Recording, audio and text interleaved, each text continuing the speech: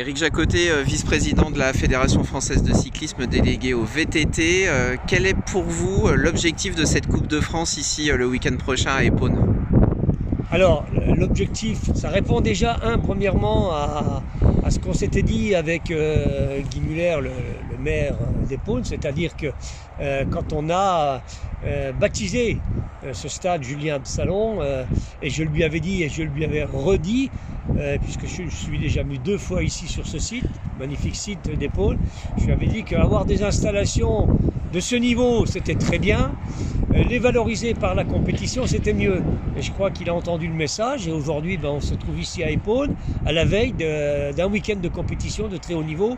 Et voilà, le but, c'est ça, c'est valoriser les infrastructures qu'on met en place au niveau fédéral, avec effectivement l'aide des collectivités qui veulent bien les accueillir. Et puis voilà, ça va déboucher sur un super week-end de compétition.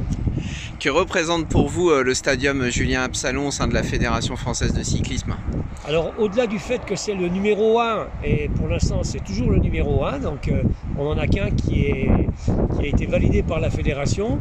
Donc on est ici quand même sur quelque chose qui a été construit, c'est un modèle déjà de construction, puisque on est là sur des terres de remblai, des choses comme ça.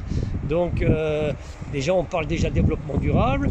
Bon, alors bien sûr ici il y a quand même des grosses buses en béton et tout ça, mais voilà, ça représente, c'est un atout déjà pour le secteur. Il faut savoir que les Yvelines, c'est quand même la terre par excellence du cyclisme français, puisque c'est le siège à la fois de la fédération, de nos installations, et ça va être aussi le siège des épreuves olympiques. Donc un stadium comme celui d'Épône prend toute sa dimension dans ce qu'on peut proposer. D'ailleurs, il n'y a pas si longtemps que ça, les équipes de France sont venues ici, donc c'est un atout supplémentaire à la fois pour la fédération, mais aussi pour la ville d'Épône. Voilà, ça lui permet de montrer qu'elle s'engage aux côtés de la fédération pour développer à la fois les infrastructures propres à la pratique du vélo, mais aussi des infrastructures propres en ville, puisqu'il y a un programme là qui est mis en route, donc justement pour créer des voies cyclables à Épône. Donc c'est un ensemble, voilà, on pense vélo à Épône et c'est très bien. Un petit mot sur la compétition de ce week-end, parce que tout le monde ne connaît pas le VTT Trial. C'est un sport très impressionnant. Alors le VTT trial, j'ai coutume de dire, ça allie la force du lion à l'agilité du chat. Donc c'est un peu un sport un peu spectacle, c'est très spectaculaire pour les gens qui ne connaissent pas. C'est pour ça que je les encourage vivement à venir ce week-end. Oui, ça demande... Alors, ça paraît comme ça, quand on regarde, on se dit « Ah, ça paraît facile ». J'invite tout le monde à prendre un vélo et essayer de monter une palette.